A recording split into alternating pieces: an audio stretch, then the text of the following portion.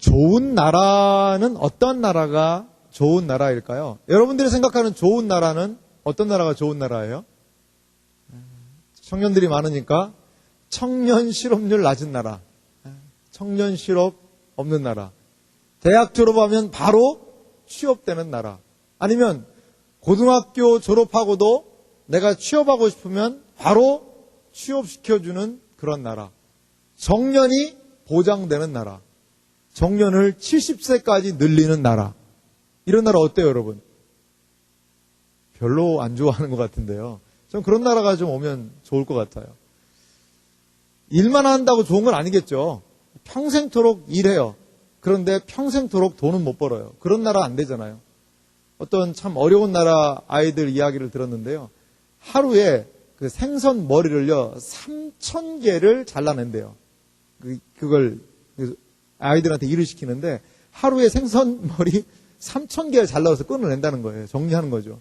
그거하고 하루에 800원 받는데요. 여러분, 그런 일을 대학교 졸업하자마자 시작해서 70세까지 여러분 한다고 생각해 보세요. 그거는 참 좋은 나라는 아닐 거예요. 정년은 보장돼요. 70세까지. 하루에 생선 머리 끊어내고 800원씩 받으면서 70세까지 일할 수 있어요, 여러분. 그건 좋은 나라 아니겠죠. 의료와 복지와 교육과 치안, 이 모든 것들, 사회적인 혜택을 좀 누릴 수 있는 그런 나라, 얼마나 좋은 나라입니까? 여러분, 그런 나라, 이상적인 나라를 위해서 우리 꿈꾸고 있지 않습니까? 제가 거의 마지막 본 드라마가 있죠. 너무 자주 얘기해가지고 요즘에 그 드라마를 찾아보려는 지체들이 생긴 것 같아요. 뭐예요? 그렇죠. 주몽이죠, 주몽. 주몽이라는 드라마 보면 이 주몽이 어때요? 기존의 나라들이 어때요? 너무나도 학정을 하고 힘들게 하는 거예요.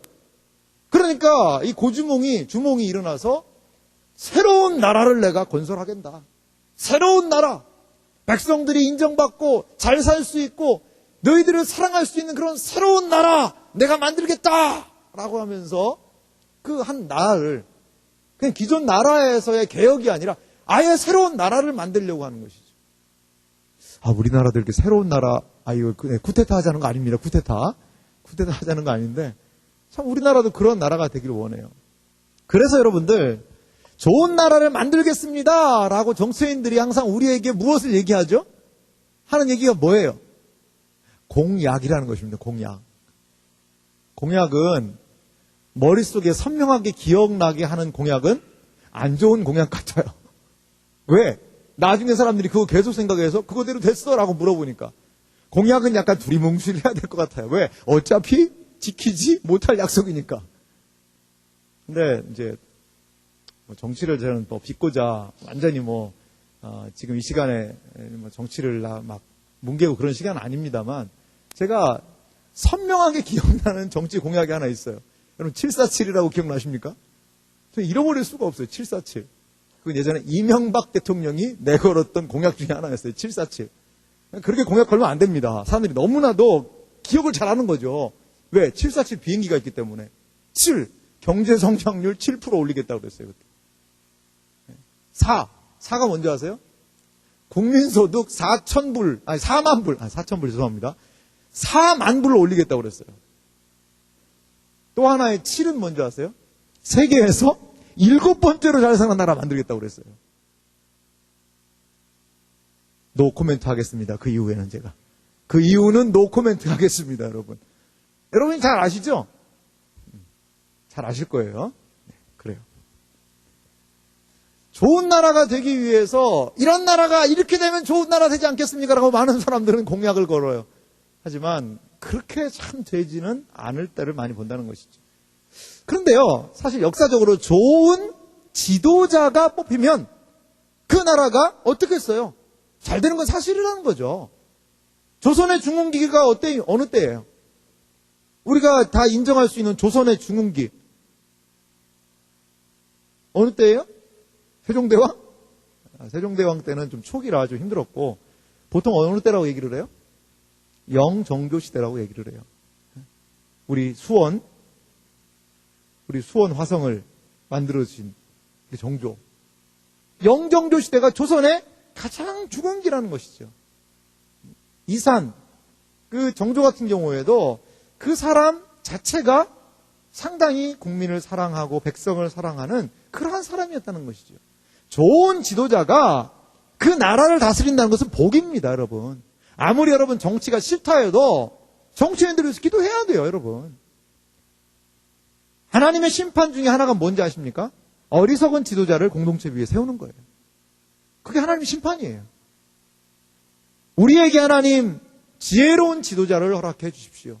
우리에게 하나님 정말 이 나라를 잘 다스릴 수 있는 사람을 허락해 주십시오. 우리 관심 가져야 됩니다. 관심을 갖고 또 투표하고 우리가 할 수 있는 일을 최선을 다해야 돼요. 좋은 지도자가 다스리는 나라, 그 나라는 좋은 나라가 될 가능성이 매우 큽니다. 커요. 오늘 저는 하나님 나라에 대해서 설교를 함께 나누려고 합니다. 하나님 나라는 무슨 나라일까요? 제가 현실 감각 있게 여러분들에게 말씀드리고 싶은데 하나님 나라는 무슨 나라냐면 쉽게 말하면 우리 용어로 이야기하면 대통령이 누구예요? 하나님이에요. 하나님이 대통령인 나라예요. 쉽게 얘기하면. 하나님이 대통령인 나라예요. 참모들은 누구예요? 다 천사들이지, 천사들. 하나님이 대통령인 나라, 하나님이 다스리시는 나라, 하나님이 통치하시는 나라. 그런 나라가 만약에 온다면 어떨까요, 여러분? 어떻겠어요? 일단 좋겠어요? 안 좋겠어요? 죄인들이 죄 지을 수 있을까요? 아니요. 하나님이 다스리시는 나라. 성경적인 용어로 이야기하면 하나님이 왕으로서 다스리시는 그 나라. 이것이 바로 하나님 나라라는 거라는 것이죠. 하나님 나라 하면 우리는 흔히 보통 이렇게만 생각해요. 돌아갈래 고향 하늘나라. 하늘나라는 뭐예요? 내가 죽어서. 내가 그냥 꽥 죽으면 가는 나라가 하늘나라. 전국에서 만나보자. 그냥 그 죽어가지고 가는 나라가 하나님 나라, 하늘나라. 먼 피양의 세계 어디에 있는 나라. 그것으로만 생각을 한다는 것이죠. 그렇지 않습니다. 그렇지 않아요. 예수님은 자신이 이 세상에 오심이 하나님 나라의 시작이다라고 얘기하셨어요. 여러분, 오늘 이 설교에 평상시의 설교도 그렇지만 주의를 좀 기울여 주십시오. 우리 기독교 신앙이 뭐예요? 여러분 신자라고 여기 다 앉아 있잖아요. 하나님 믿는다고 앉아 있잖아요. 하나님 믿는 게 뭐예요? 그냥 내가 하나님 믿고 이 세상에서 그냥 예수님 믿고 착한 일 하다가 그냥 죽으면 그냥 천국 가고 그게 예수님 믿는 거 아니겠습니까? 라고 생각하는 사람은 오늘 특별히 설교에 귀를 기울여 주시기 바라요. 우리가 신앙생활을 하는 것은 하나님의 나라와 연결되어 있다는 사실을 여러분 믿으시기 바랍니다. 예수님이 산상설교의 마지막 마태복음 6장 33절을 통해 무엇을 말씀하고 계세요? 너희는 먼저 그의 나라와 그의 의를 구하라. 그의 나라를 구하라고 얘기하고 계세요. 그의 나라가 무슨 나라예요? 하나님 나라예요. 하나님 나라. 예수님은 분명히 우리 신자들에게 하나님의 나라를 구해라 라고 얘기하셨다는 것이죠. 그런데 여러분은 하나님의 나라에 대해서 알고 계십니까? 하나님의 나라가 무엇인지 여러분 알고 계십니까? 하나님의 나라에 여러분들은 백성입니까? 하나님의 나라와 여러분은 무슨 상관이 있습니까? 그냥 죽어서 가는 나라입니까? 아닙니다. 그거 아닙니다. 예수님은 하나님의 나라의 현재적인 모습을 분명히 얘기하셨어요. 분명히 얘기하셨어요. 마태복음의 한 구절을 보면 이런 얘기가 있어요. 그냥 얘기만 잘 들어보세요. 예수님이요, 귀신을 쫓아냈어요. 그런 기사가 많이 등장하지 않습니까? 귀신을 쫓아내니까 뭐라고 얘기를 하냐면, 바리새인들이 뭐라고 얘기하냐면, 저 예수가 귀신 쫓아내는 건 귀신의 왕귀신이 있거든요. 마귀죠. 다른 말로 바알세불이라고 그러는데, 바알세불의 힘을 입어가지고 예수가 귀신 쫓아낸다 라고 예수님의 귀신 쫓아내서 사람을 온전하게 한 것을 폄하했습니다. 폄하. 그럴 때 예수님이 하신 말씀이 뭔지 아세요? 만약에 내가 귀신의 능력으로 했으면 이 지들끼리 귀신의 나라가 망하는 거라는 거죠. 귀신이 귀신을 쫓아내? 지들끼리 분쟁하는 거지, 싸우는 거지. 그런데 내가 만약에 성령의 능력으로 이 귀신을 쫓아냈다면 하나님의 나라가 너희에게 이미 임했다 라고 예수님 얘기하셨어요. 예수님의 사역을 통하여서 이 땅에 구체적으로 하나님의 나라가 시작되었다는 거예요. 시작되었다는 거예요. 정상적인 신약 읽기를 하시는 분이라면 어디를 읽어야 되죠, 지금? 요한복음을 읽으셔야 됩니다, 여러분. 내일은 무슨 날이죠? 10월 3일 개천절입니다. 놀 생각 마시고 성경 읽기에, 밀린 성경 읽기에 매진할 수 있는 은혜가 있길 바랍니다. 아멘은 약하네요, 여러분. 그래서 뭐 갈 데가 없다. 집에서는 환난과 핍박이 강하다. 그럼 제가 오늘 5층에 문을 열어놓으려고 그래요. 5층에 문을 열어놓을 테니까 거기 와서 읽으라는 거죠. 예전에 한번 시도해봤어요. 시도해봤는데 딱 한 명이 왔다는 이야기가 있더라고요. 한 명이. 뭐 여러분 다 오란 얘기까지는 아닌데 그래도 여기 교회에도 와서라도 성경 읽으세요. 누가복음 찾아보세요. 거기 보면 하나님 나라라는 그 용어들이요 계속적으로 등장하고 있어요. 그러면 여러분들 하나님 나라를 아십니까? 성경에 하나님 나라라는 것이 그렇게 많이 등장하고 오늘 예수님은 너희가 먼저 하나님의 나라를 구하라고 얘기하고 계시는데 그 하나님의 나라에 대해서 여러분들은 무엇을 알고 계십니까? 그 하나님의 나라가 무엇인지 오늘 이 설교를 통하여서 우리가 좀 살펴보려고 그래요.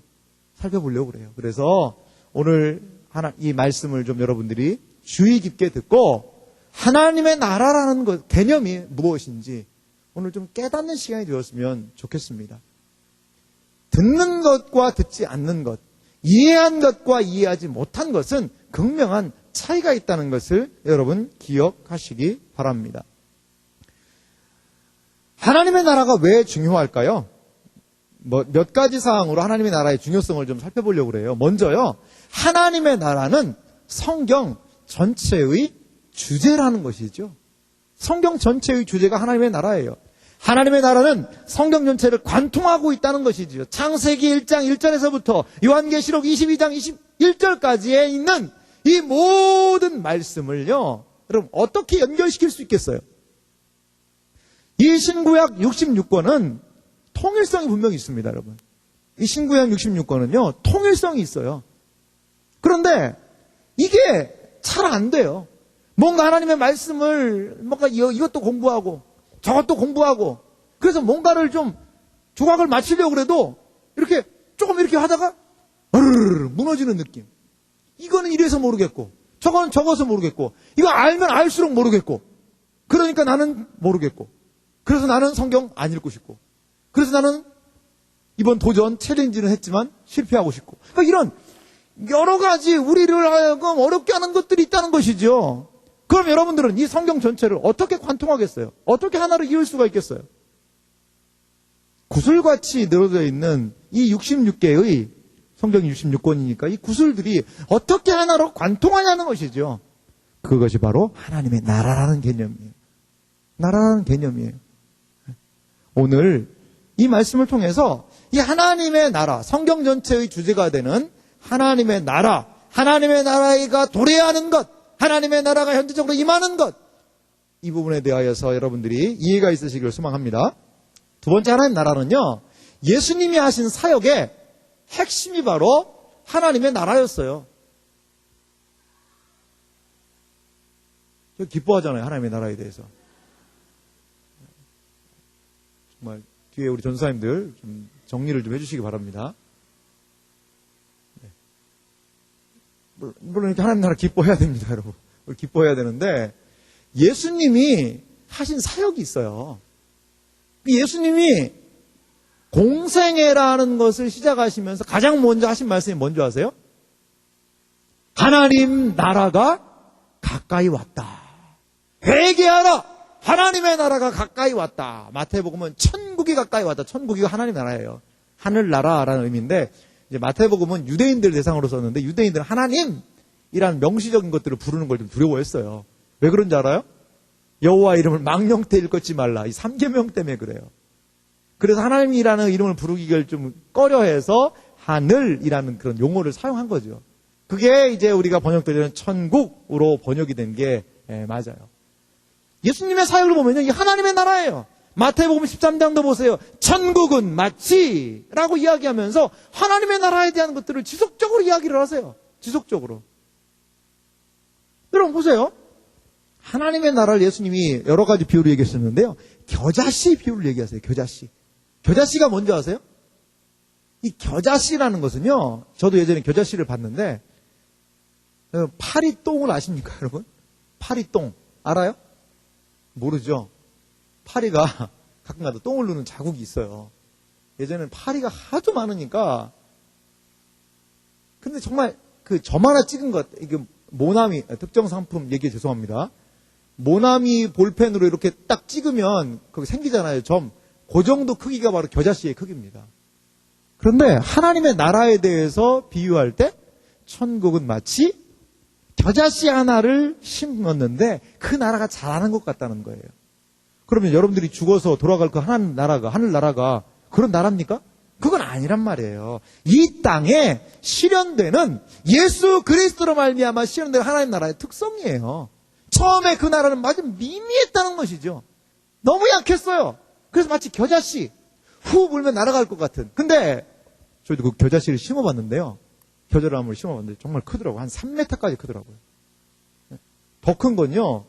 이제 더 큰다고 그러더라고요. 근데 그 씨는 너무나도 작거든요. 근데 그 나무가 그렇게 커진다는 거예요. 하나님 나라도 마찬가지는 그 시작은 너무나 미약하죠. 예수 그리스도의 이 복음의 역사도 그랬지 않습니까? 처음에 얼마나 미미했어요. 여러분이 만약에 예수님이라면 여러분들이 만약에 여러분들이 믿고 있는 그 사상을 세상에 좀 펼치고 싶다면 그런 12명 그 중에 한 명은 또 배신하고 죽어버렸잖아요. 도망가 버렸잖아요. 그 애들한테 뭘 맡기겠냐는 것이죠. 정말 겨자씨와 같은 존재들이 누구예요? 제자들 아니겠어요? 그런데 그 하나님의 나라의 복음이 어떻게 됐어요? 온 세계를 덮어버리는 마치 겨자씨가 작지만 겨자나무는 크듯이 하나님의 큰 역사들이 나타났던 것을 우리는 볼 수 있다는 것이죠. 예수님이요 신약성경을요 다시 한번 하나님의 나라가 궁금한 사람은 누가복음을 좀 읽어보세요. 그래서 하나님의 나라라는 것이 얼마나 나오나 한번 살펴보세요. 누가복음을 통해서. 이렇게 예수님의 사역의 핵심은 하나님의 나라라는 것을 증거하시는 그러한 일들로 이어졌다는 것이죠. 예수님 이후에 누가 있었죠? 사도들이 있었습니다. 예수님의 제자들 사도들을 하나님의 말씀을 증거했는데 그들이 전한 것의 핵심도 바로 하나님 나라였다는 것이에요. 사도행전 우리가 앞으로 읽게 될 거예요, 여러분. 앞으로 읽게 될 건데요. 사도행전의 내용들을 읽으면서 이 하나님의 나라라는 용어가 어떻게 나오나 좀 살펴보세요. 사도행전 마지막 28장에 보면요. 하나님의 나라를 담대하게 거침없이 증거하더라 라는 것으로 사도행전이 맞춰요. 마무리가 지어져요.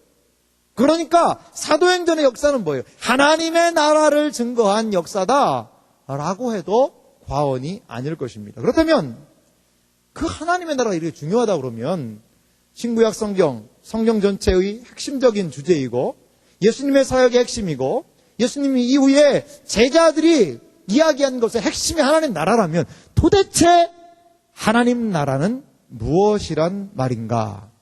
하나님 나라의 구성하는 요소들을 한번 살펴봅시다. 여러분들에게 좀 물어볼게요. 사회 시간을 우수한 성적으로 잘한 지체들은 잘 대답할 수 있을 겁니다. 우리 옆 사람 한번 보면서 하세요. 옆 사람 보면서 옆 사람한테 대답을 한번 해주세요. 자, 국가의 구성의 3요소가 무엇입니까? 자, 사회 문제입니다. 옆에 사람하고 얘기하세요. 국가 구성의 3요소가 뭐예요? 좀 저기에서 설왕설래하는 것 같아요. 이게 맞아, 저게 맞아. 돈 아니냐, 돈 이런 것도 있어요. 돈이 있어야 되지 않냐. 그렇죠. 국민, 주권, 영토. 우리는 보통 이렇게 세 가지를 국가의 3요소라고 이야기를 합니다. 적어도 나라라는 것이 되려면 야 이제부터 우리 나라다. 그렇게 하면 안 돼요. 이게 참 재밌는 게요. 파나마 쪽에 어떤 부자가요. 그 땅을 섬을 하나 샀어요.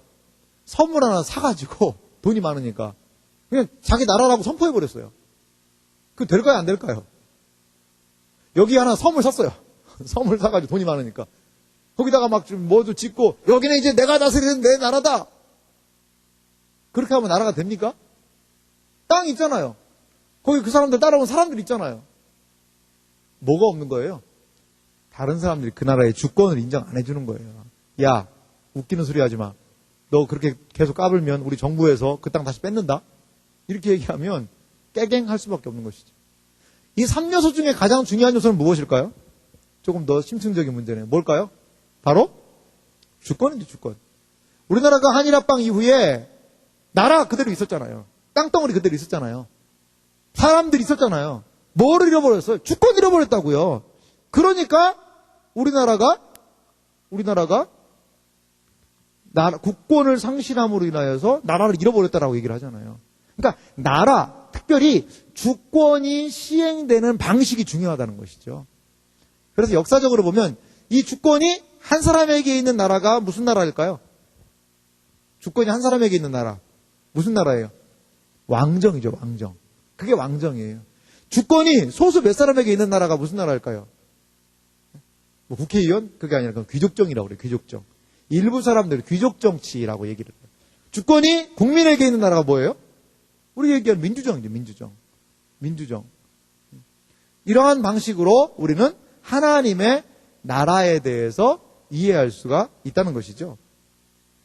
그래요. 하나님의 나라도 이와 유사한 부분이 있어요. 하나님의 나라의 3요소도 이것과 매우 유사해요. 첫 번째, 하나님의 나라는 왕이신 하나님의 나라라는 것이죠. 그 하나님의 나라를 다스리는 누가 있다는 거예요? 왕이 있다는 거예요, 왕. 하나님의 나라의 주권은 하나님께 있습니다. 주권이 시행되는 방식이 뭐예요? 우리나라 같은 경우에 주권이 어떻게 시행돼요? 대통령이 알아서 마음대로 다 합니까? 못합니다. 대통령이 마음대로 못해요. 어떻게? 이제 국회를 구성해서 거기에서 법을 만들죠. 법을 통하여서 어때요? 입법, 그 다음에 사법은 그 법, 주권이 잘 시행될 수 있도록 하는 것이 이 시행되고 시행되지 못하는 것들을 감찰하는 게 사법이에요. 행정부는 뭐예요? 행정부는 입법부, 사법부, 행정부인데 좀 더 이제 맞추자면 행정부를 행법부라고 그래도 좋을 것 같아요. 행법부. 법을 집행하는 것, 입법, 법을 만드는 것, 사법, 이 법을 지켜지는지를 감찰하는 것. 이것을 통하여서 우리나라의 주권이 시행되고 있는 거예요. 어떻게 보면. 하나님의 나라도 마찬가지라는 거. 하나님의 왕으로서 하나님의 나라의 법을 세우시고 하나님의 나라를 통치하시고 하나님의 뜻을 이루시는 것이죠. 하나님의 나라의 주권은 하나님께 있습니다. 그분께서 다스리시는 나라라는 것입니다. 두 번째요. 하나님의 나라의 국민은요, 피조물인 인간 전체라는 것입니다. 왕이신 하나님은 그의 백성인 인간을 다스리시는데요. 하지만 구원의 역사가 전개되면서 하나님의 백성은 피조된 인간 전체를 지칭하는 것이 아니라 좀 좁은 의미를 보면 하나님의 통치에 순종하는 사람들, 그 사람을 다스리시는 거예요. 우리가 하나님을 믿는다, 예수님을 믿는다. 이건 뭐예요? 하나님 믿는다는 게 여러분 뭡니까? 무슨 말이에요 그게? 하나님 어떻게 믿어요? 그냥 믿사옵니다. 어떻게 믿는데요? 세게 믿어요.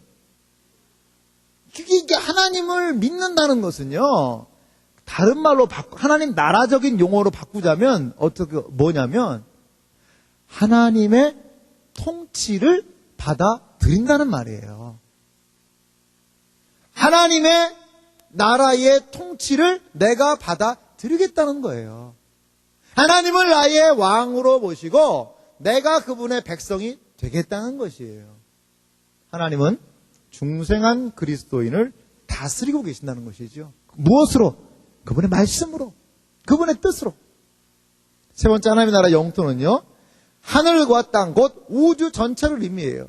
그런데 이 하나님이 다스리는 모든 우주 전체를 의미하지만 조금 좁혀서 말하면 인간이 사는 터전인 지구를 의미하고, 또 더 좁혀서 얘기한다면 최초로는요, 인간이 창조되어 살았던 에덴 동산이 하나님 나라의 영토에 대한 최초적인 모형이라고 볼 수가 있어요. 지금 하나님의 영토가 뭘까요? 지금 하나님 나라의 영토는 뭘까요? 바로 하나님의 백성, 하나님의 통치를 기뻐하는 사람들이 살고 있는 터전, 그게 바로 하나님이 다스리는 나라예요. 그게 바로 하나님이 다스리는 나라예요. 하나님의 뜻이 미치는 나라라는 것이지요.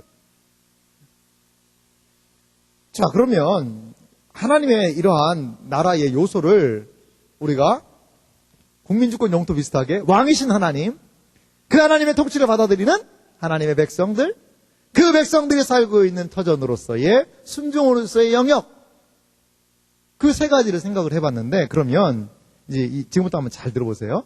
이러한 하나님의 나라가 어떻게 성경 전체를 통하여 펼쳐지게 됐는지 그거를 잠시 한번 살펴보려고 합니다. 잠시 한번 살펴보려고 합니다. 너무 긴장을 푸신 분들은 조금 더 긴장을 해주시기 바라요. 자, 여기부터가 좀 중요합니다. 이 성경 전체를 한번 훑어보면서 하나님 나라에 어떠한 일들이 과연 일어났는가, 이것들을 좀 우리가 살펴볼게요. 성경이요, 이 하나님의 나라라는 사상이 성경 안에 있는데요. 성경은 전체적으로 이렇게 구성이 되어 있어요. 하나님께서 세상을 창조하셨다. 그리고 하나님께서 새로운 세상을 창조하실 것이다. 이게 성경의 가장 큰 핵심입니다. 그거는요, 우리 성경을 좀 한번 찾아볼게요. 창세기 1장 1절 봅시다. 창세기 1장 1절 말씀을 우리 읽어보도록 하겠습니다. 창세기 1장 1절 말씀 같이 한번 읽도록 하겠습니다. 같이 읽습니다. 시작. 태초에 하나님이 천지를 창조하시니라. 성경은 무엇으로 시작해요? 하나님의 창조로 시작합니다. 성경은요, 뭐 그냥 다른 이야기로 시작하는 것이 아니라 명확하게 선포하고 시작합니다. 하나님께서 이 세상 창조했다, 창조하셨다, 이것으로 성경이 시작되는 거예요. 그러니까 이 불신자들이 성경 읽으면 어때요? 열받는 거죠. 아이, 뭔 소리야 이게. 우리 조상은 원숭이인데 나는 원숭이가 만들었단 말이야.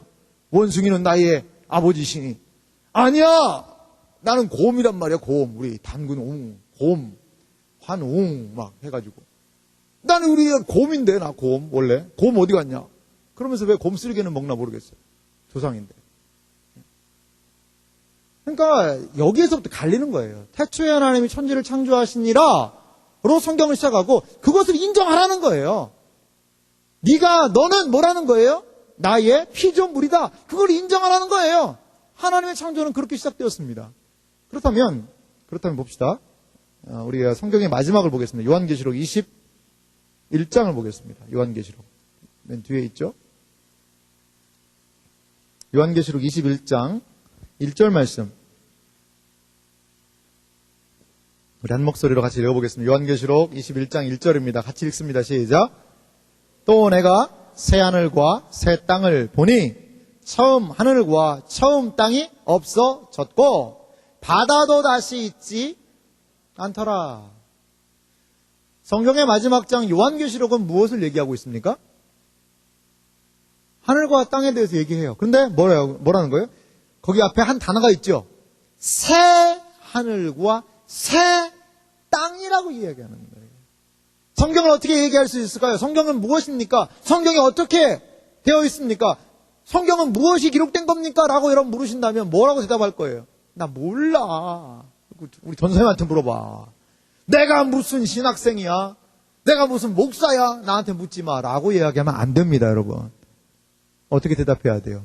성경은 태초에 하나님이 천지를 창조하신 창조의 역사에서 시작해서 그 창조하신 역사를 새롭게 하며 새로운 창조하시는 것, 그것이 바로 성경의 역사입니다. 성경은 창조에서 시작해서 새로운 창조로 끝나게 됩니다. 이렇게 얘기하면 몇 점 정도 될까요? 몇 점? 완전한 100점은 아닙니다. 그런데 적어도 헛소리 한 건 아니에요. 그게 성경 전체의 이야기라는 것이죠. 여기에 보면 이전 하늘과 처음 땅은 없어졌다라고 얘기하고 있어요. 우리가 바라보는 이 땅, 우리가 바라보는 이 하늘, 처음 하늘과 처음 땅입니다. 그런데 이 땅, 처음 하늘과 처음 땅은 없어진다라고 얘기하고 있어요. 그리고 하나님께서 새로운 창조, 새 하늘과 새 땅을 창조하겠다고 얘기하는 거예요. 이것이 성경의 역사의 큰 큰 주제입니다. 성경은 창조에서 시작해서 새 창조로 마무리되어진다는 것이죠. 그런데 거기에 중요한 사건들이 등장을 합니다. 무슨 사건들이 등장하냐면 바로 타락이라는 사건이에요. 하나님이 창조하셔서 완벽한 창조에 인간이 범죄함으로 타락 사건이 일어나게 된다는 것이지요. 타락 사건이 일어나게 돼요. 그게 창세기 3장의 일입니다. 그리고 타락 사건이 일어나고 그 타락 사건 이후에 하나님의 나라에 구원되는 그러한 역사가 일어나는 것을 볼 수 있어요. 그러니까 하나님의 나라의 전체 역사는 우리가 어떻게 이야기할 수 있냐면, 자, 따라 한번 해보겠습니다. 창조. 좀 큰 목소리로 합시다. 우리 젊은 사람들 맞죠? 청년들이니까 꼭 좀 큰 목소리로 한번 해보겠습니다. 창조, 타락, 구원, 새 창조. 새 창조는 완벽한 완성의 의미가 있어요. 이렇게 하나님의 나라가 이렇게 진행된다는 거예요. 더 엄밀하게 성경의 역사를 이야기한다면 이렇게 얘기할 수 있겠죠. 하나님께서 이 세상을 창조하셨습니다. 하지만 인류는 그 하나님의 창조를 반역하였습니다. 하지만 하나님께서는 그 반역한 인류를 위하여서 구원을 계획하셔서 그리스도로 말미암아 그 구원을 이루셨고, 최종적으로 새 하늘과 새 땅을 통하여 이 세상을 온전하게 하실 것입니다. 이게 바로 뭐예요? 성경 전체 역사라는 거예요. 전체 역사라는 거예요. 이것을 좀 어려운 말로 구속사, 구원 역사라고 얘기해요. 구원 역사. 성경은 구원의 이야기라는 거예요. 바로 이러한 구원의 이야기가 성경의 전체의 주제라는 것입니다. 주제라는 거예요. 그래서 여러분 구속사라는 말을 많이 이야기했을 텐데, 구속사라는 게 그거예요. 하나님께서 창조하셨고 하나님 인간의 타락으로 말미암아 하나님의 창조에 반역이 왔지만 다시 한번 이 나라를, 그 하나님의 나라를 구원하시기로 하셨고, 그리고 하나님께서는 그리스도를 통하여 그 나라의 회복을 이루시고 최종적으로 새 하늘과 새 땅을 통하여 하나님의 나라를 온전하게 하실 것이라는 것. 이것이 바로 우리의 믿음이라는 것이죠. 우리는 그냥 뚝뚝 떨어진 존재들이 아닙니다. 바로 이러한 거대한 구원의 흐름 안에 우리도 포함이 되어 있는 거예요. 이 세상에서 뭐 공부하고 직장 다니다가 결혼하고 애 낳고 살다가 죽어버리면 끝나지. 그게 아니에요. 그 정도가 아니에요. 바로 이런 하나님의 나라의 막중한 사명을 우리는 띈 사람들이라는 거예요. 띈 사람들이라는 거예요. 작년에 뭐 영화를 우리 청년들이 좀 많이 보긴 합니다만, 작년에 또 좀 유명했던 영화 중에 하나가 좀 암살이라는 영화 혹시 기억납니까, 여러분? 기억을 못 하는군요. 그 1000만 명이 이상이 봤던 영화였잖아요. 그 암살 영화가 무슨 내용이었죠? 독립군이야. 암살을 안 본 사람이 많네요. 안 본 사람은 뭐 그냥 제가 오늘 스포를 해줄 테니까 보지 마시기 바랍니다. 네. 암살이라는 그 영화를 보면 독립군에 대한 이야기가 나와요. 독립군이 어떡하죠? 그 사람의 목적은 그 전지현, 안옥균이라는 여자로 나옵니다. 마지막 다 얘기해 줄게요. 전지현이요, 이정재 죽입니다, 여러분. 그 영화 이제 끝난 거예요. 이정재 나쁜 놈입니다, 여러분. 이정재 나쁜 놈. 상당히 나쁘죠. 근데 이정재가 이제 조선의 광복을 찾았는데, 오히려 독립군들은 그때까지 막 힘들고 어려운 삶을 사는데, 그 이정재는 그 기회를 노려가지고 내가 말이야 그러면서 하다가 마지막에 안옥균, 전지현이 와가지고 너는 우리를 막 너무 그랬다 해서 쏴 죽이고 마지막에 끝나는 것들로 영화가 마지막 마무리를 짓습니다. 이것으로 스포는 끝내도록 하겠습니다. 근데 여러분, 독립군 한번 보세요. 독립군. 독립군의 소망이 뭘까요? 왜 그렇게 고생할까, 그 사람들? 제가 지난번에도 한번 이야기했지만, 독립군 되려면 3가지 해야 된다고 그래야 돼요. 3가지. 뭘 3가지 해야 돼요? 제가 얘기 많이 한 지체들은 기억나죠? 독립군은 3가지 각오를 해야 된대요. 뭘 각오를 해야 돼요? 처음에 굶어 죽을 각오. 독립군이 되려면. 2번째는요. 맞아서 죽을 각오라는 거예요. 맞아서 죽을. 막 일본 사람들이 막 때려서 죽인다는 거예요. 때려서. 총알도 아까우니까 너는 맞아 죽어라. 세 번째는 얼어 죽을 각오하라는 거예요. 거기 시베리아 만주벌판을 하나도 다니니까 여러분 옛날에 진짜 얼마나 추울까. 양평 있지 않습니까?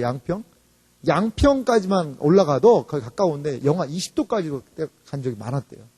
그래서 잘못 음료수 같은 걸 주면요, 음료수 병이 다 깨지는 거예요. 그 정도로 추운 거예요. 그 정도로. 지금은 그렇게까지 안 춥잖아요. 예전에는 한강이 완전히 얼어가지고 한강 위로 탱크 지나다녔대요. 탱크. 한강 위로 탱크 지나다녔다는 거예요. 요즘에는 그렇게 추운 날이 많이 없지만요. 너무 추운, 이 정도인데 북한 북쪽에 올라가면 얼마나 더 춥겠어요. 얼마나.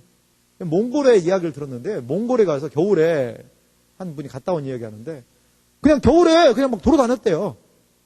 머리를 북쪽에 사는 사람들 막 머리에 뭐 쓰고잖아요. 뭐 개털, 그 털모자 그런 걸 머리에 각 다 쓰고 다니잖아요. 근데 답답해서 안 쓰고 다녔다는 거예요.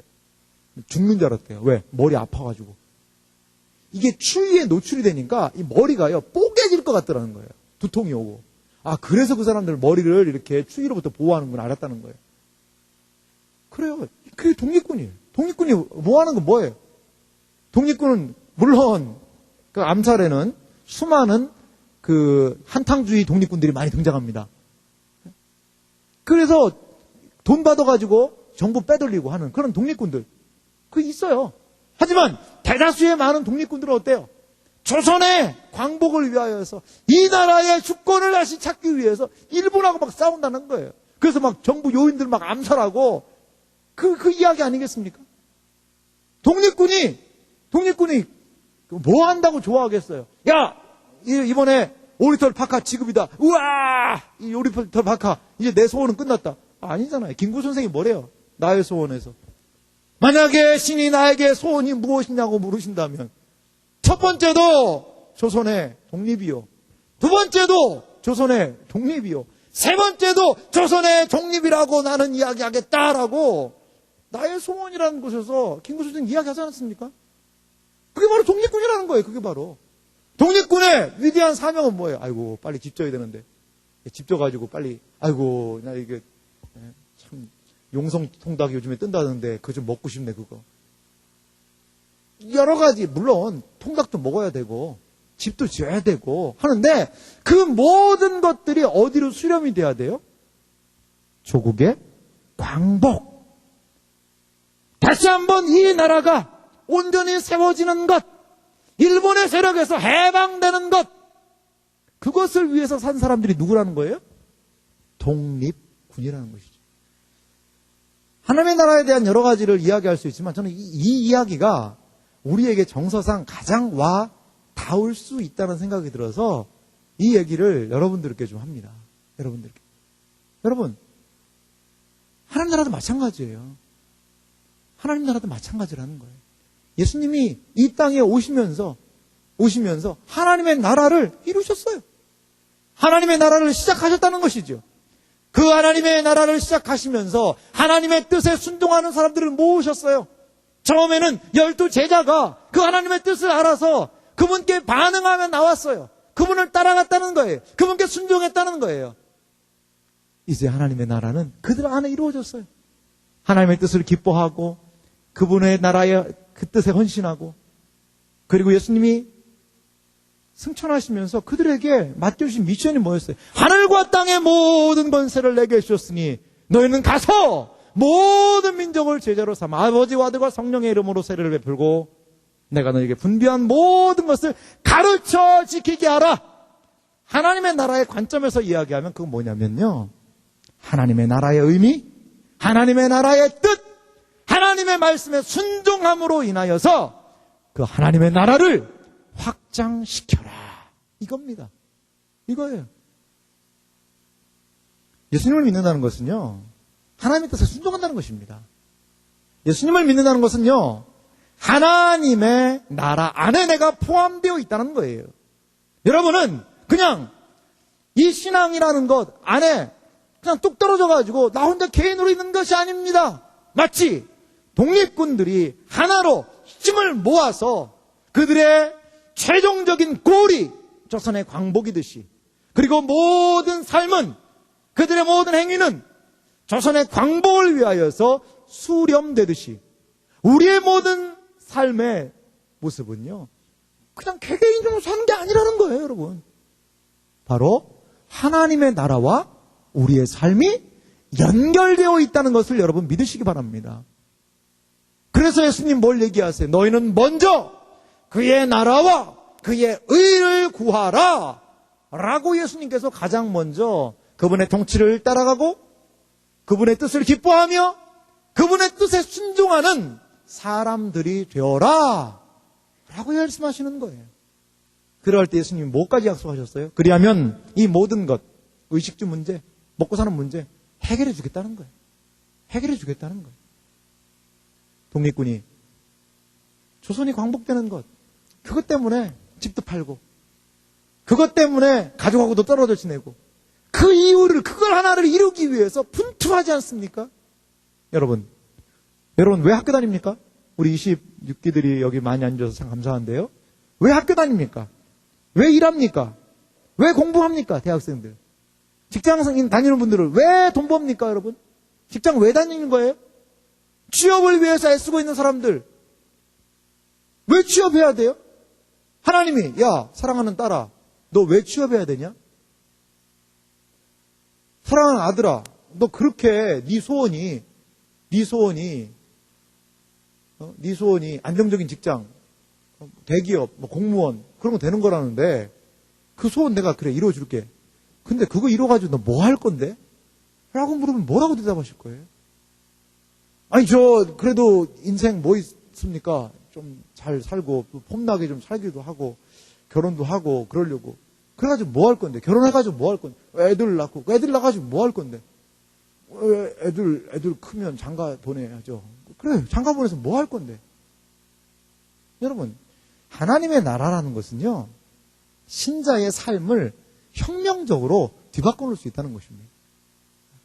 우리의 삶에 우리가 어디에 있는지 우리의 인생의 정확한 좌표를 자리매김할 수 있다는 겁니다. 옆 사람 다 깨우세요, 지금. 자는 사람. 이 설교는 꼭 들어야 돼요, 지금. 왜 살아야 되는지 이유를 알아야 되는지 지금 자면 안 됩니다. 정말입니다, 여러분. 좀 조시는 분들 힘들어도 조금만 좀 들어주세요. 여러분, 이렇게 독립군에게 당신 뭐 되기 원합니까? 라고 물으면 분명히 했을 거예요. 삶의 목표가. 근데 우리의 삶은 어떻습니까, 여러분? 신앙생활 한다고 하지만 그 신앙생활에서 뭐 은혜 받으면 좋고 꼭 은혜 안 주셔도 그냥 뭐 살면 되잖아요. 그러니까 여러분 우리의 삶이 희미해지지 않습니까? 신앙생활 제대로 하는 것도 아니고 그렇다고 세상으로 막 나가자니 하나님이 두렵고 그렇다고 열심히 신앙생활 하자니 힘들고 어렵고 그리고 왜 사는지도 모르겠고 인생에 정확한 딱 좌표가 설정이 돼야 그 방향으로 달려나가고 분투하며 달릴 수가 있는데 그게 없는 거예요. 방향상실, 목적상실, 의미상실 3종 상실에 우리 놓여있지는 않습니까? 여러분 왜 공부해야 됩니까? 왜 직장생활해야 됩니까? 왜 우리는 돈 벌어야 되고 왜 이 자리에서 예배드려야 하는지 그 의미를 하나님 나라 안에서 발견되는 여러분들이 되시기를 간절히 소망합니다. 그래요. 하나님의 나라는요. 이렇게 창조와 인류가 창조를 통하여서 시작이 되었어요. 하나님은 완벽한 창조를 해놓으셨지만 아담과 하와의 무엇을 통하여서 불순종으로 인하여서 그 하나님의 나라에 반란이 일어나게 됩니다. 그것이 바로 하나님의 나라의 반역입니다. 그래서 하나님께서는 그 반역을 일으킨 사람들을 추방시키셨고 죽음을 선고하신 것을 볼 수가 있습니다.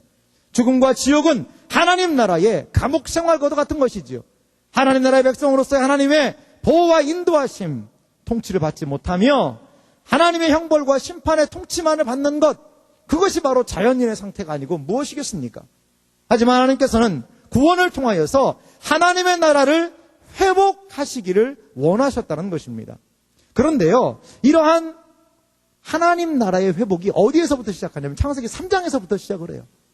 창세기 3장에서부터 하나님의 회복의 역사는 시작이 되는데 구약을 보면요. 구약에 하나님의 나라가 하나의 좀 모형으로 예표된 것들을 우리는 좀 볼 수가 있습니다.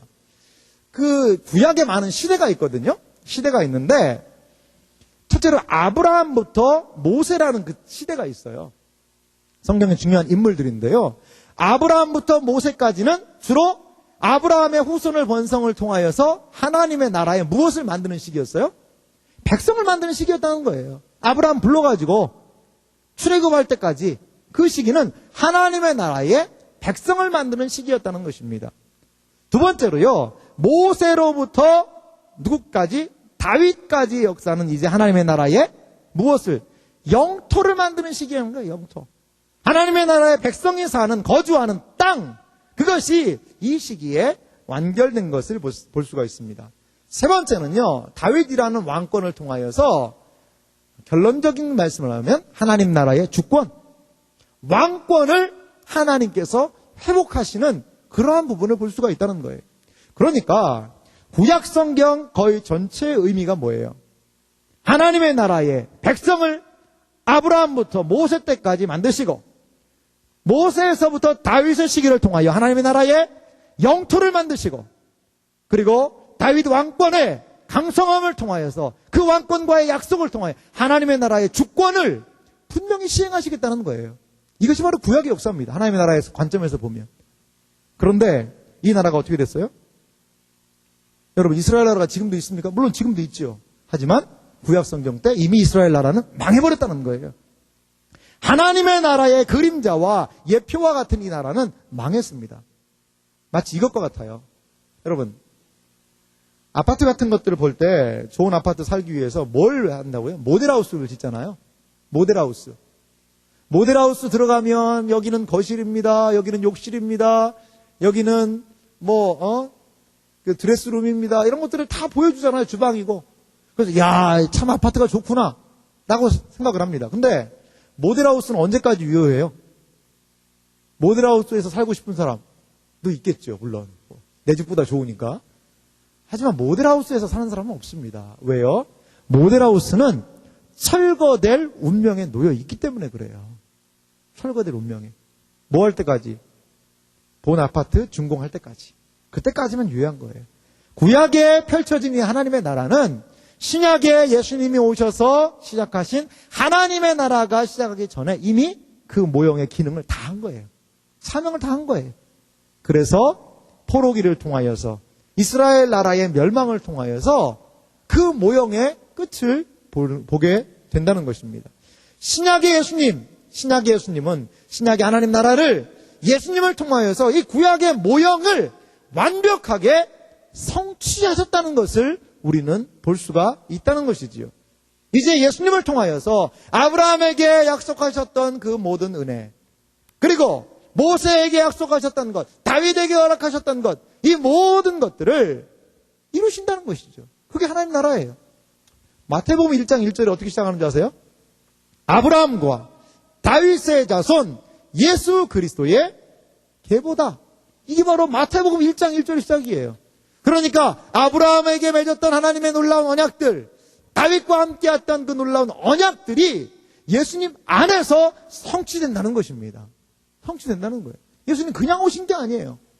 이런 구약의 모든 예언들이 예수님 안에서 이루어진 거예요. 모델하우스였다면 이제 진정한 집이 지어지는 거예요.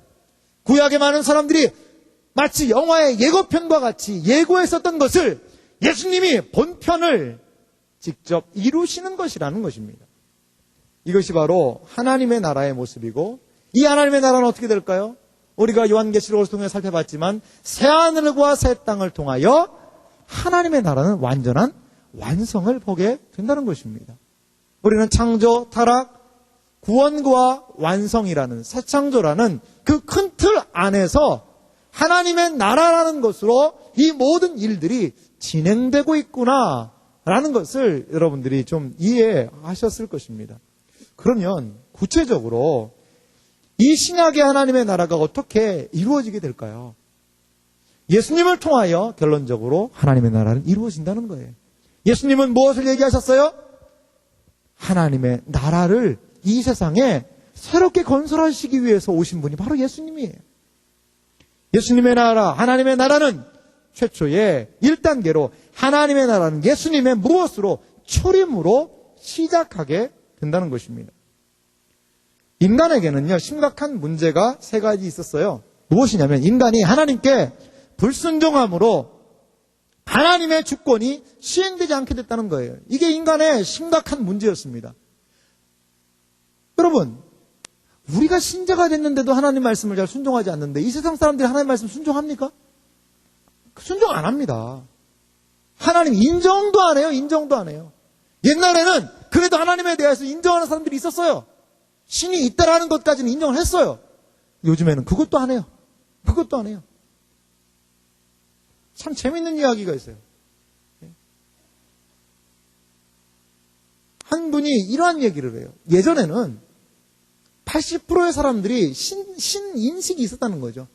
하나님에 대한 인식이, 서구 얘기니까 우리와는 조금 다른 배경이 있습니다만, 서양 얘기예요, 서양 얘기. 80% 사람들은 하나님 계시다. 하나님 창조주다. 이런 것들에 대한 인정이 있었다는 거예요. 그러면 이제 뭐만 하면 돼? 20% 사람들은 안 믿겠지만, 그럼 그 하나님에 대한 그 80%의 사람들에게 하나님을 소개하는 것, 정말 잘 소개하는 일만 하면 전도가 이루어졌다는 것이죠. 근데 이제는 하나님이 계시다, 하나님을 인정하는 사람이요 20%로 줄어버렸다는 거예요. 그러니까 대다수의 많은 전도를 신존재 증명부터 해야 된다는 거예요. 하나님은 살아 계시다, 하나님은 있다 라는 것을 얘기하는 시대가 되어버렸다는 것이지요. 지금도 이 세상에 많은 사람들은 하나님 뜻 순종 안 합니다. 하나님 뜻 생각하지도 않습니다. 하나님 그러면요, 그 하나님 통치를 거부하는 거거든요. 어떻게 보면 그런 수많은 사람들이 이 지구상에 있다는 것이죠. 있다는 거예요. 그래서 불순종함으로 하나님의 주권, 하나님의 뜻을 인정하지 않는 거예요. 인정하지 않는 거예요. 그 뜻을 따라가지 않는 거예요. 두 번째요, 인간은요, 불순종함으로 죽음과 형벌을 받게 되었고 인간의 전 인격이 부패하게 된 것이죠. 그러니까 하나님 안 믿죠. 이게 인간의 상태고. 세 번째, 인간은 어떻게 됐어요? 그래서 가만히 두면 좋은데 하나님의 종이 아니면, 하나님의 백성이 아니면 누구의 백성이 되는 거예요? 사탄의 백성이 되는 겁니다, 여러분. 정말 미안한 표현입니다만 하나님을 따르든가 아니면 마귀를 따르든가 둘 중에 하나지 중간지대 없습니다. 아니, 목사님, 제가 아는 불신자들은 그래도 마귀는 안 따르는 것 같은데요. 하나님은 안 따르지만 마귀도 안 따르는 것 같은데요. 과연 정말 그럴까요? 마귀가 하는 게 뭐예요? 네 맘대로 살아라는 것이죠. 네 맘대로 살아라는 거예요. 마귀가 부추기는 게 뭐예요? 네 왕국을 세우라는 것이죠. 하나님의 왕국은 거부하고 자기의 왕국, 나의 왕국, 네가 하나님이다. 이게 바로 마귀가 하고 싶은 이야기예요. 어떻게 할 수 있어요? 우리 인류의 조상 하와 할머니가 그것 때문에 넘어진 거 아니에요?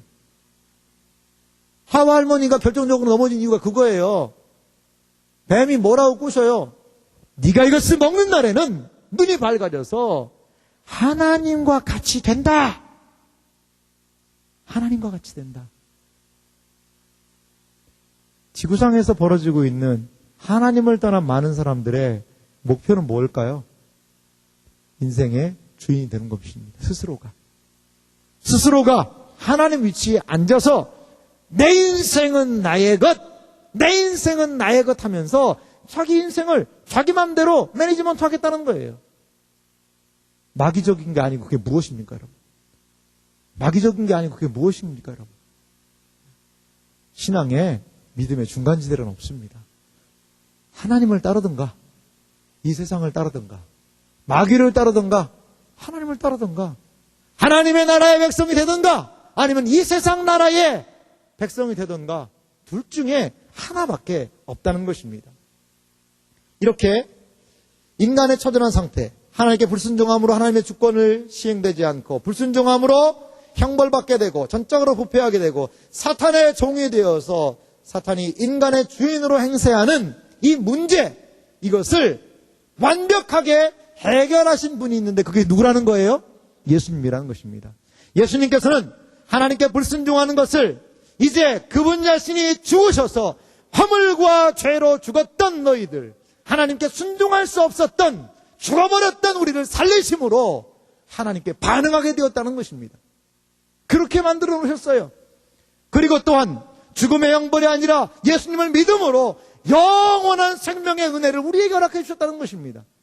사단의 노예가 아니라 하나님의 백성으로 우리를 그래서 살려주셔서 어둠의 나라에서 그 아들의 나라로 우리를 옮기시는 역사가 그 예수 그리스도를 통하여 우리 가운데 일어나게 되었다는 것입니다. 그렇게 시작된 것이 바로 예수님이 초림하시면서 이루어진 하나님의 나라라는 것입니다. 그러면요, 이 나라의 완성은 어떻게 이루어집니까? 예수님적인 측면으로 보면 3단계 하나님의 나라는요, 예수님의 재림으로 완성되는 게 바로 하나님의 나라라는 거예요. 예수님은 다시 오십니다. 여러분 믿으십니까? 여러분 분명히 예수님 다시 오세요. 저는 기대하기를요, 우리가 살아있는 동안에 좀 다시 오셨으면 좋겠어요. 우리 죽기 전에. 제가 지난번에도 얘기했는데, 저는 우리 아들이 고3 되기 전에, 고3 때 오실 수 있겠네요. 근데 고3 되기 전에 오셨으면 좋겠어요. 왜? 고3이 힘드니까. 그냥 신앙생활 좀 열심히 하고, 성경도 좀 열심히 읽고, 믿음생활 좀 열심히 하게 하는, 이게 참 고3 전에 오시면 좋겠다. 그런 생각이 들기도 해요. 몇 년 남았나요, 그러면? 얼마 안 남았네요, 생각해보니까. 한 6년 남은 것 같습니다, 여러분. 좀 빨리 오시면 좋겠어요, 정말. 정말 오시면 좋겠어요. 우리 시대에 그분의 재림을 볼 수 있다면 그것보다 더 영광스러운 날이 어디 있을까요? 여러분, 그래서 우리는 더 신앙생활 똑바로 해야 됩니다. 예수님 재림하실 때 사도 요한은 뭐라고 고백해요? 예수님의 재림에 대해서? 아멘! 주 예수여 어서 오시옵소서라고 그 예수님의 재림을 내가 진실로 속히 오리라 라고 얘기하실 때 아멘! 주 예수여 어서 오시옵소서라고 얘기하는데, 여러분 진심으로 신자들은 이 고백이 나와야 된다고 봐요. 진심으로 이렇게 고백할 수 있어야 된다고 봐요. 예수님이 이 세상에 재림하시는 이유는 무엇입니까? 하나님의 나라를 완전히 완성하신다는 것입니다. 하나님의 나라가 완전히 완성된다는 의미는 무엇입니까? 죄의 권세를 완전히 물리쳐 버리시겠다는 거예요. 이 땅에 있을 때 우리는 죄를 범합니다. 하나님을 순종하고 싶어도 잘 안 되는 요소들이 있어요. 하지만 예수님이 오셔서 죄의 근원을 소멸시키시고, 예수님이 하나님의 통치하시면 그 통치를 기뻐함으로, 예수님이 다스리시면 그 다스리심을 기뻐함으로 이 세상의 모든 부조리들을 완벽하게 제거하시는 그 아름다운 예수님이, 하나님이 진정한 통치자가 되는 그 나라, 세상 나라가 우리 주와 그의 그리스도의 나라가 되어 그가 세세토록 왕노릇하는 그 나라, 그 나라는 예수님의 재림을 통하여 완벽하게 이 땅에 이루어진다는 것입니다. 그렇다면 몇 단계가 빠져 있죠? 2단계가 빠져 있습니다. 2단계. 제가 왜 2단계를 순서대로 안 하고 마지막에 했을까요? 우리와 지금 긴밀하게 연결된 것이 바로 2단계이기 때문에 그렇습니다. 그러면 하나님 나라의 초림으로 시작된 하나님의 나라, 예수님의 재림으로 인하여서 완성된 하나님의 나라, 그 1단계와 3단계 사이에 놓여있는 우리 시대의 하나님의 나라, 그 2단계의 하나님의 나라 안에서 과연 우리는 무엇을 할 것이냐? 마치 조선의 독립군들이 조선의 광복, 조국의 광복을 위해서 그 하나의 목표를 위하여서 달려나아갔던 그 정신이 2단계에 요구된다는 것입니다. 2단계는 하나님의 나라는 교회의 복음화를 통하여 확장되는 나라가 바로 이 나라라는 거예요. 교회의 복음화를 통한 확장이 2단계를 통해 이루어지는 거예요. 하나님의 나라는 이미 이 땅에서 시작되었습니다. 예수님 안에서. 하나님의 나라는 앞으로 장래에 완성될 것입니다. 우리는 이미와 아직 완성되지 않은 하나님의 나라 사이에 사는 사람이에요. Already 하나님의 나라는 왔습니다. Not yet, 아직 오지 않았습니다. 그 사이에 우리는 이 땅을 살아가는 사람들이라는 거예요. 우리가 할 일이 무엇일까요? 주님의 다시 오심을 기억하며 하나님의 나라를 확장하는 것입니다. 광복군들이 조국의 광복을 위하여서 애쓰고 수고하고, 그들은 밥을 먹어도 조선의 광복을 위하여서, 그들은 일을 해도 조선의 광복을 위하여서, 그들은 전쟁을 해도 조선의 광복을 위하여서, 그들은 건강을 유지해도 조선의 광복을 위하여서, 그들의 모든 삶이 조선의 광복을 위하여 수렴됐듯이 우리의 일생이 하나님의 나라에 수렴되는 삶을 살아야 합니다. 살아야 합니다. 여러분, 왜 살아야 합니까? 왜 돈 벌어야 합니까? 왜 공부를 해야 합니까? 하나님의 나라가 이 땅에 오게 하는 것, 거기에 일조하고 동참하는 여러분들이 되시기를 주님의 이름으로 축원합니다. 이게 바로 우리의 삶의 의미예요, 여러분. 이게 바로 우리의 삶의 의미예요. 이게 바로 신자가 이 땅을 살아가는 의미라는 것입니다. 이게 바로 교회가 이 지구상에 존재하는 의미라는 것입니다. 하나님의 나라를 알지 못하는 사람들에게 이 하나님의 나라의 통치를 알려주고 하나님의 선하신 통치, 하나님 대통령을 소개하는 것이지요. 저분이 다스리는 나라에 동참하셔야 합니다.